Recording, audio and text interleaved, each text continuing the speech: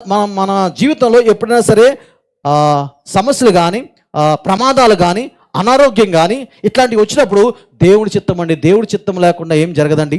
ఈ మాట అసలు మాట్లాడద్దు, చాలా తప్పు మాట. మీరు విన్నారా ఎప్పుడైనా? ఎంతమంది అన్నారు? చేతులు ఎత్తాలి. ఏంటి? దేవుని చిత్తం లేకుండా ఏం జరగదండి అన్ని తప్పు, అబద్ధం, ఆ దెయ్యం మాట. ఎవరు నమ్మపోతే వాళ్ళు నా దగ్గర రండి, నీకు చూపిస్తా. ఉదాహరణకి ఈ సిస్టర్ గారు నమ్మట్లేదు, ఇట్రాక. ఇప్పుడు ఈ సిస్టర్ గారు నమ్మట్లా. ఏంటి? పాస్టర్ గారు ఏం మాట్లాడుతున్నారు? దేవుని చిత్తంగా లేకుండా ఏం జరగదు అంటారేంటి? దేవుని చిత్తంలా ఉంటేనే జరుగుద్ది, దేవుని చిత్తంలాగా ఏం జరగదండి అని వాదిస్తుంది. ఇప్పుడు నేనేం చేస్తా సార్, వినండి. ఇది చూడక నా కళ్ళు చూడు, లాగి పెట్టి కొట్టా అనుకుందాం, కొట్టా.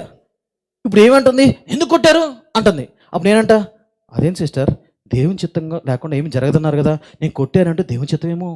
ఇంకెవరున్నారా అలాగా వాదించేవాళ్ళు? ఇది అర్థం చేసుకోండి. మీకు ఇంత వివరంగా ఎందుకు చెప్తున్నా అంటే దేవుడి మీద ఒక ఒపీనియన్ మార్చాలా ఇది. సో ఇప్పుడు దేవుని చిత్తం లేకుండా ఏం జరగదు. సారీ, తప్పమ్మ. దేవుని చిత్తం లేకుండా బోల్డ్ జరుగుతాయి, అన్నీ చాలా జరుగుతాయి. కనుక మనకు వచ్చే సమస్యలు అవ్వచ్చు, అక్కడికి అనారోగ్యం వచ్చానుకో, కొందరు అంటారు క్రైస్తవు దేవుడే పెట్టాడని నేర్పించదాకంటారు. చాలా తప్పది. దేవుడు పెట్టడు.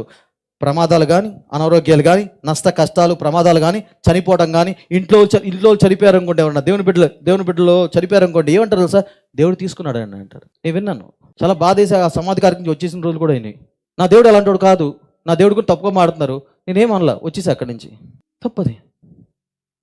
ఒకడు స్పీడ్గా వెళ్ళి గుద్దేశాడండి లారీని, దేవుడు తీసుకున్నట్టేనా?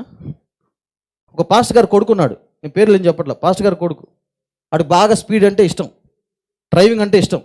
కొత్త కారు తీసుకెళ్ళి జస్ట్ అంతే లారీ కింద దూరాడు, అంతే అయిపోయింది. ఇక దేవుడు తీసుకున్నాడా? యెహోవా ఇచ్చెను, యెహోవా తీసుకోవడం. ఈ తప్పుడు బోధ వల్ల ఒక సాక్ష్యం చెప్తాను జరిగింది.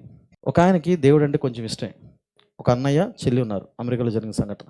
అన్నయ్య చెల్లి, దేవుడు అంటే కొంచెం ఇష్టమే, మంచిదే, మామూలుగా ఉంటాయి. చెల్లి చనిపోయింది. చెల్లి చనిపోతే సమాధి కార్యక్రమం అప్పుడు పాస్టర్ గారు చెప్తున్నారు, ఆ బిడ్డ దేవుడికి ఎంతో ప్రీతికరమైనది, ఆ బిడ్డను దేవుడు ఎంతో ప్రేమించాడు కనుక తన దగ్గర ఉండాలనుకున్నాడు, తీసుకెళ్ళిపోయాడు అన్నాడు. అన్నయ్య విన్నాడు ఆ మాట.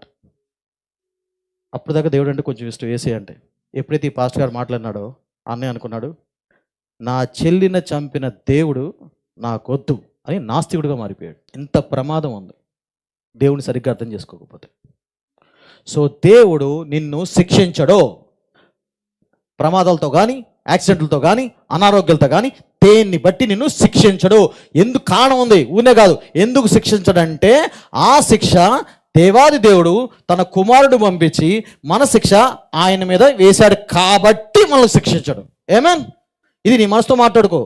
పాస్టర్ గారు చెప్పారు శిక్షించడం అంటే, ఎందుకు శిక్షించడో, దేని బట్టి అంటే యేసు ప్రభు మనకు రావాల్సిన శిక్ష భరించాడు కాబట్టి. అనారోగ్యాలు భరించాడు లేదా వ్యాధులు, ఆయన భరించి నీకు నాకు వ్యాధులు పెడతాడు దేవుడు. మీరు వినే ఉంటారు ప్రసంగాల్లో, దేవుడు నాకు క్యాన్సర్ పెట్టాడు, అది పెట్టాడు, ఇది పెట్టాడు, అప్పుడు సేవలకు తీసుకొచ్చాడు. అది విన్నారా ఎప్పుడన్నా? దెయ్యం పెట్టింది దేవుడు అకౌంట్లో వేసాడు ఆయన. ఎవరి అకౌంట్లో వేయాల్సింది వాళ్ళు వేయండి, ఎవరి అకౌంట్లో వేయాల్సింది వాళ్ళ అకౌంట్లో వేయండి. సో దేవుడు శిక్షించడు, శిక్ష పెట్టడు.